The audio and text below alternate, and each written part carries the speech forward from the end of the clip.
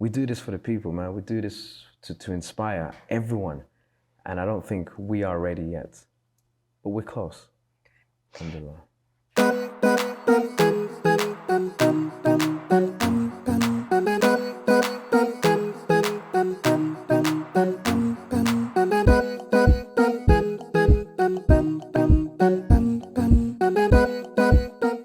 Assalamu alaikum, brother Bustami. Alaikum assalam wa rahmatullah. Thank you so much for being here today. Thank you. So I know that you are a creative director, mashallah. What are you working on right now? Well, basically, as a creative director, as a creative, you just constantly create stuff. And it's whatever piece pops, that's the piece that you run with.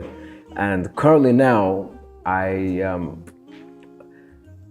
created a piece on a black Muslim slave called Ayuba Suleiman Diallo, and I've been touring it around the UK, and for the first time I did it here in Canada last night, and it's just retelling his story and not really focusing on his journey of his capture. It's what lessons we can learn from his story and from this individual, and how those lessons can actually benefit our life, because he was very focused, faith-centered.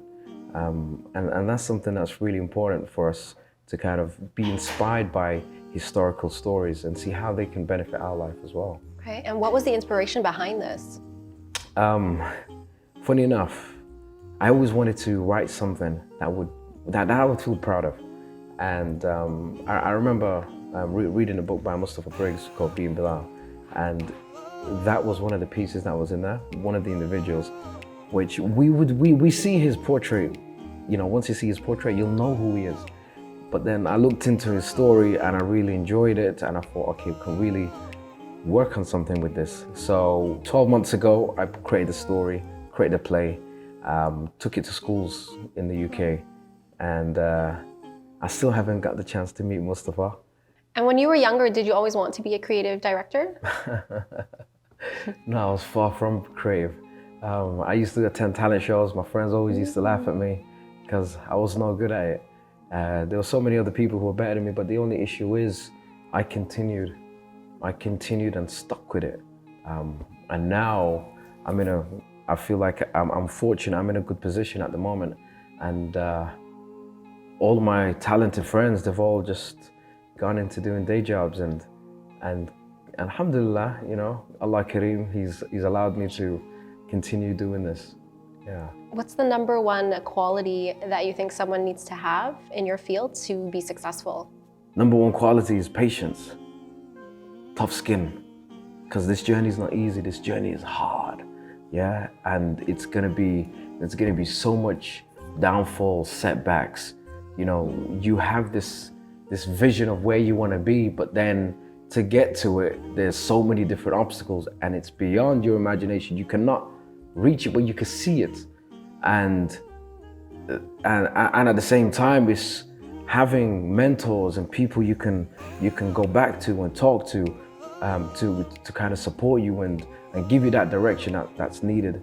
And without it, it's a long, tough journey. But when you get to a certain position, I wouldn't say certain position, once you get to what you want to accomplish that one project, you feel like you've released all that energy, and it's a good journey at the end of it, alhamdulillah. What advice would you give your 18-year-old self? Oh, that 18-year-old, he was lost, man. He was lost, but he had guidance. He had his father. He was always there, guiding him, supporting him, you know, and I would say that live life, enjoy life, talk to as many people as you can, network, remember people, treat people well, and always be respectful and always smile, because people will remember you for the good things that you've done. Do you understand? So, and you want to leave this world, you want to leave a legacy in this world, and by leaving a legacy is by doing good to people. And this is what I tell every young person I meet. This is what I tell every kid, in any capacity, whether I know them or I don't know them, I always go up to young groups of people and say, yo, listen, this is what you have to do, because life is not easy. Just enjoy it. I know you have your own production house. The name is Brimero. Can you tell us a little bit about that and also why the name Brimero? Brimero Entertainment. So basically, Primero in Latin, it means the leader, the chief, the one on top. Us Muslims, us Arabs, we can't pronounce the P, so it just went, the P becomes the B, so it became Brimero. And within this, the vision is for it to become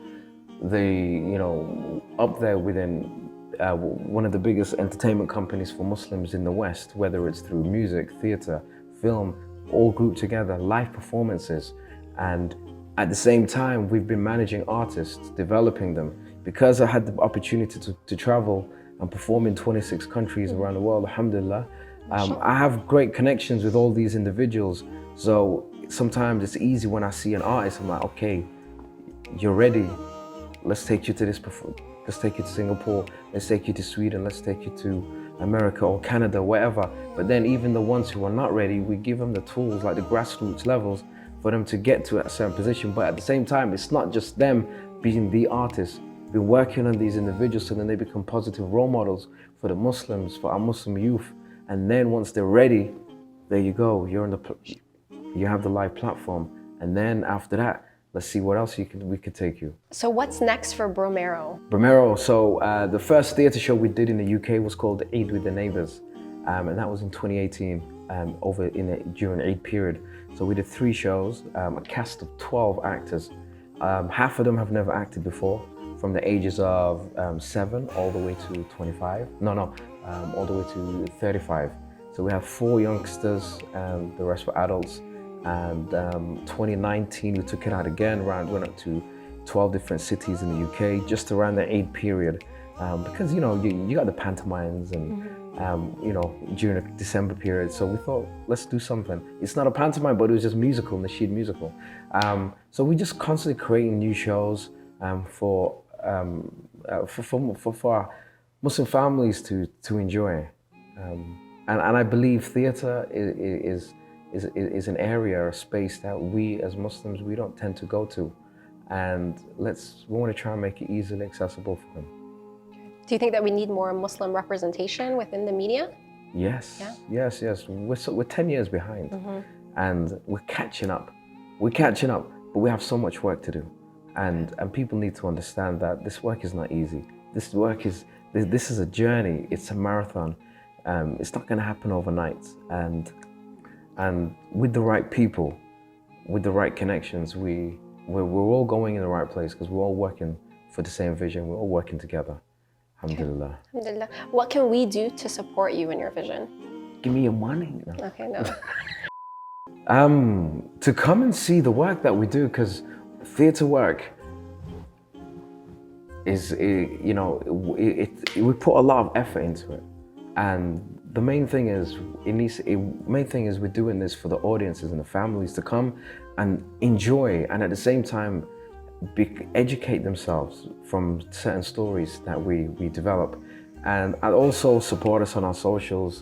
I'm on Instagram and on Facebook. It's under Bustami, Bustami.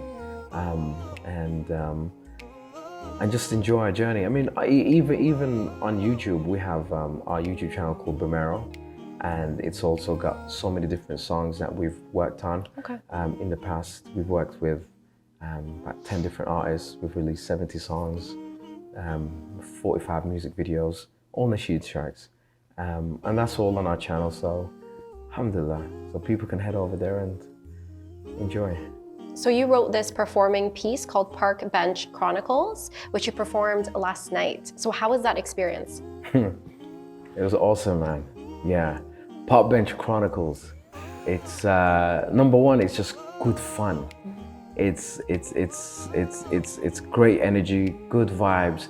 Being on stage with all my friends who are all creatives. Everyone brings different synergy. Everyone brings their different talents, and together, it's powerful and entertaining. So the main character is an old guy. So I transition into an old character called Papa Buster, something that my kids love, and did it with Boona Muhammad, Ilyas Mao, Sheikh Hamad Shukri, and Isam Muhammad, and Yusuf Kroma, and everyone brought different energy, and it was just amazing. Just put a bench on the stage and just acted out as if we are in the park, and the crowd are just people just walking by within the park. So the piece wasn't really directed towards the crowd, but it was like a conversation between us, and I believe it's something we can really develop and take further. I'm really excited to see how far we can take it. How is this different than what normally happens at Muslim events? So basically at events, generally they'll just book a bunch of artists, and then one by one they'd come on and they'd come off, and the next person would go on. We wanted to change things up.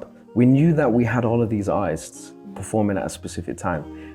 What can we do different? What can we do that is exciting? What can we do that organizations or even the crowd have not seen before, or they wouldn't even experience something like this?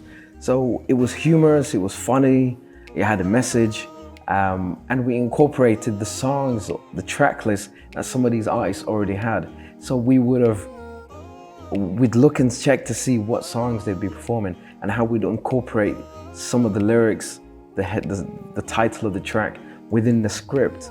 So the script was put together by myself and my dear brother Boona Muhammad, and it really went down well. And I'm really excited. Everyone's really excited to see how far we can take this, because the feedback I got from all the guys was, we need to do this again.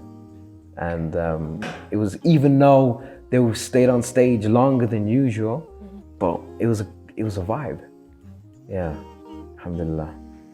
So right now, in this point of your career, would you say that you're living your dream, or do you still have more to come? Living my dream? No, not yet.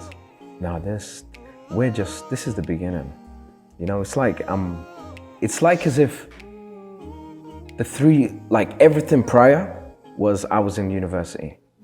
Now I'm a graduate and I have all these skills, and now I'm ready to take it to the world.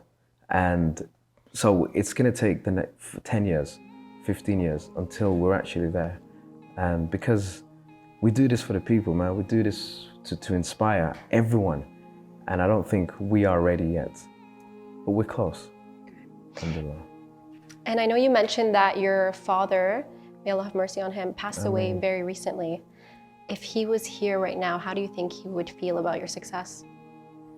It was funny because I used to have conversations with him because he was a sheikh and a scholar, and we used to talk, and I used to say to him, give it a few years, give it a few years. People, the majority of people, especially the youth, they won't resonate with the scholars. They'll resonate with influencers and artists and entertainment. And I says, we are giving da'wah through entertainment. It's not direct. We're going around a long way around. We're gonna hook you, and then we come back, bring you back to the correct knowledge. And he'll be proud. Yeah. Thank you so much for being here, Brother Bustami. You're welcome. Thank you. Thank you. Canada's been amazing. Very welcoming. The people are nice, and I've had a great time here. Alhamdulillah. Thank you so much. No, it's like salam wa rahmatullah. Thank you.